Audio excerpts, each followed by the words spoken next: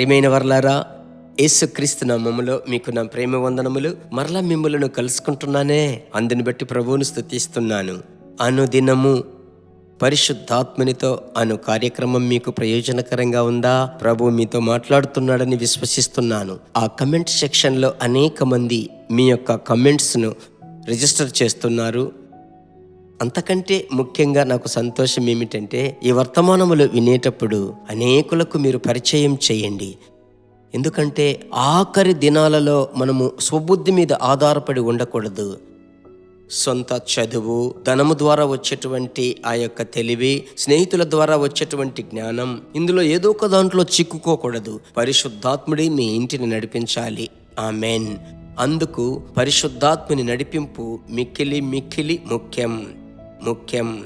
సరే, అలాగైతే ఈ దినం ప్రభు బిడ్డలారా, మార్కు సువార్త 9వ అధ్యాయము 28వ వచనం, అది ఈరోజు మనకు మాట. నేను చదువుతున్నాను. ఆయన ఇంటిలోనికి వెళ్ళిన తరువాత ఆయన శిష్యులు, మేమెందుకు ఆ దయ్యమును వెళ్ళగొట్టలేకపోతేమని ఏకాంతమున ఆయనను అడిగిరి. ఆమెన్. ఏకాంతముగా అడిగారు.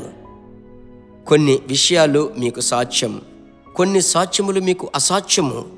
వీలు పడలేదు అంటే మీరు వీలు కాలేదు, నాకు ఆ కృప లేదు అనుకోవద్దు. ప్రభు నన్ను ఘనపరచలేదు, నేను ఒకవేళ దేవుణ్ణి విడిచిపెట్టి దూరం అయిపోయానేమో, దేవుడే నన్ను విడిచిపెట్టాడు అన్నటువంటి భిన్నమైనటువంటి తలంపులలోనికి వెళ్ళకూడదు.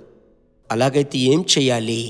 మీరు ఒకరోజు సమయం తీసుకొని పరిశుద్ధాత్ముని అభిషేకములో నింపబడి పరిశుద్ధాత్మునితో మాట్లాడాలి. ఆమెన్. ఆ దినాలలో ఆయన శరీరుడుగా ఉన్నాడు. ఆయన శిష్యులు ఆయన యొద్దకు వచ్చి ఏకాంతముగా మాట్లాడుతున్నారు. ఇంటిలో ప్రభు ఉన్నప్పుడు ఇప్పుడు మనతో ఆయన ఒక్కడుగా సంచరిస్తున్నాడే, ఆయనతో ఏకాంతముగా మాట్లాడండి. నేను ఈ సమస్యను జయించలేకపోతున్నాను, ఈ కోపమును విడిచిపెట్టలేకపోతున్నాను, తొందరపడి కొన్ని కార్యములను చేసి ఆ తరువాత కూర్చొని ఏడుస్తున్నాను. అందువల్ల ప్రభువా, పరిశుద్ధాత్ముడా నేనేం చెయ్యాలి, ఎందుకు నా వల్ల కాలేదు అని మీరు దేవుని దగ్గర విచారించండి. వీలైతే భార్య భర్త విచారించండి, వ్యక్తిగతంగా విచారించండి. అలాగూ విచారించేటప్పుడు ప్రభువు చెప్తాడు.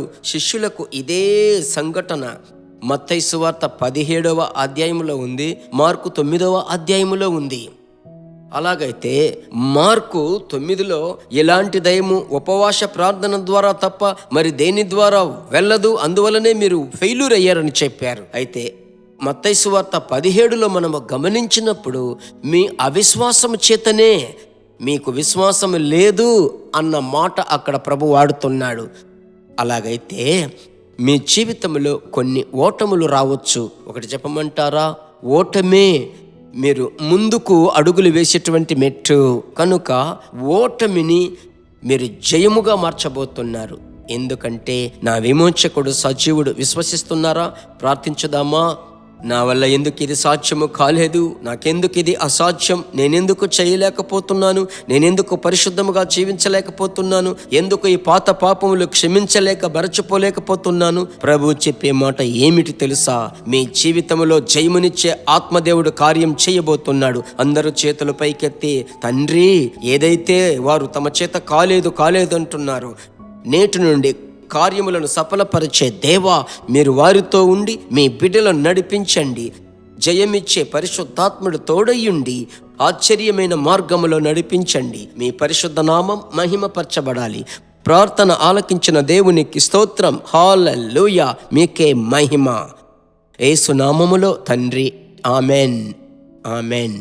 ఇప్పుడు మీలో ఒక సంతోషం కలిగింది కదా? ఇదే సంతోషమును మీరు ఊహించకుండా, గ్రహించకుండా, అర్థం కాకుండా ఎంతో మంది విశ్వాసులు ఉన్నారు కదా. కాబట్టి మీ వలనైనంత మట్టుకు షేర్ చేసి హిందీ భాష మాట్లాడేటువంటి వారికి ఆ హిందీ డబ్బులోనికి వెళ్ళి షేర్ చేయండి. దేవుని రాజ్యాన్ని కడదాం. ఆమెన్. దేవుని రాజ్యం మహిమపరచబడుతుంది. ప్రభు చిత్తమైతే మరలా కలుసుకుందాం. God bless you. దేవుని బిడ్డలారా, ఈ వర్తమానము మీకు మిక్కిలి ఆశీర్వాదకరముగా ఉందని మేము నమ్ముచున్నాము. ఇంకనూ మా వర్తమానములను విని ప్రభువులు ఆశీర్వదింపబడుటకు జీసస్ మీట్స్ మినిస్ట్రీస్ అను మా యూట్యూబ్ ఛానల్ ను సబ్స్క్రైబ్ చేయండి. మరియు మా ప్రార్థన సహాయముకై మీరు సంప్రదించవలసిన మా ఫోన్ నెంబర్ 9841252836. మరియు 7299546363. Email gpsrobinson@hotmail.com. ప్రభు మిమ్మును ఆశీర్వదించునుగాక.